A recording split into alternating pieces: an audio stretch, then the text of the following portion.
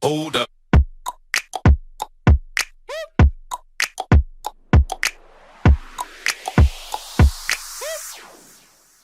Hey SMU, today we are going to be talking about how you can find clients in person. Now, finding clients online is awesome. Don't get me wrong, most of my business has been built with clients that we found online. So there's nothing wrong with it. And in fact, it's a great way for most of us to build our businesses. But what about in person? What is that like? Is it beneficial? Does it actually work? Let me tell you, this is a blue ocean. Finding clients in person is something that most people are not ever willing to do. I'm not saying that the online space is crowded or saturated, but there's definitely a lot more online marketers on the online space, obviously. When you are willing to go to offline in-person events, it's a game changer because you're going to discover oftentimes that you are the only social media manager there. Now, clients are everywhere in person, and I want you to start to see it. In fact, I'm going to share with you a couple of my favorite ways to find clients in person. Are you ready for it? First and foremost, networking events. These do not have to be social media specific, and if anything, I recommend that they are not social media specific. Number two, BNI or Chamber of Commerce, that is. And number three, every single person that you meet, for real. First and foremost, we're going to dive on into networking events. Now, I want to first and foremost make this very clear. You do not want to try to sell to people at networking events.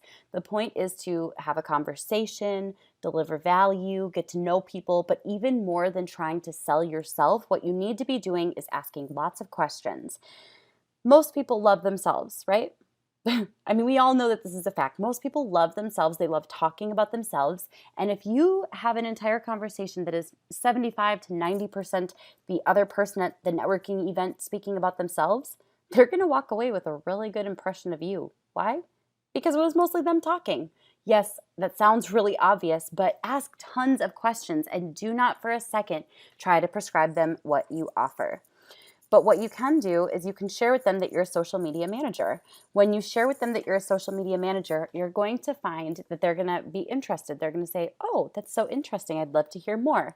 Get their contact info so you can follow up with them. Don't ever hand out your business card and expect someone else to follow up with you. Get their contact information and follow up with them within the next 24 to 48 hours. Got it? Now, networking meetings are an amazing way to connect with people. They really are. They can be so much fun. Now, the reason that I don't share that you should go to social media specific networking meetings is because at those meetings, there's going to be a lot more social media managers.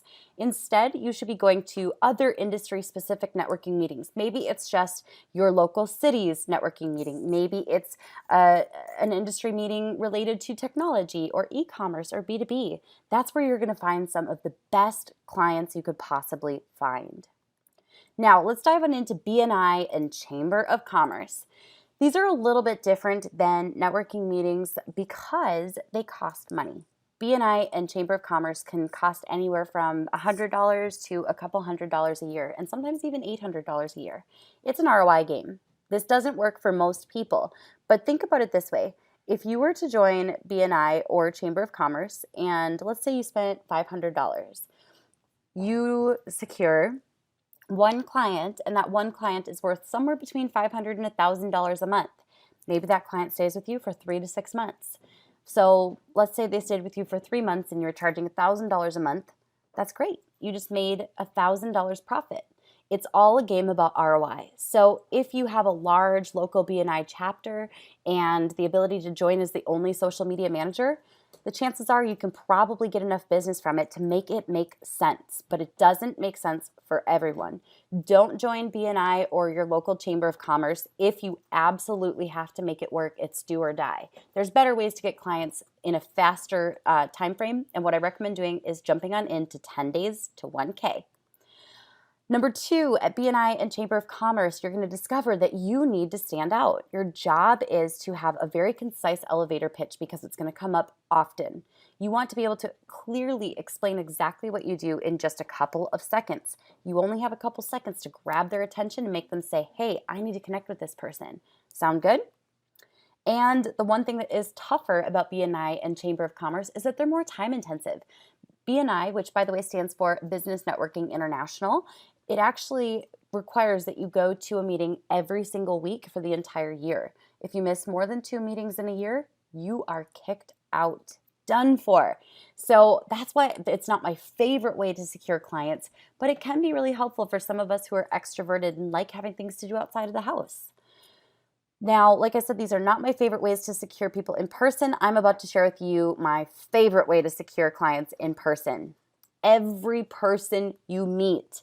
Literally, you guys, this is an opportunity for you to connect with potential clients. Every person you meet has a cousin, a nephew, an uncle, a brother, a friend who owns a business. Every single person you meet is an opportunity for you to be introduced to dream clients.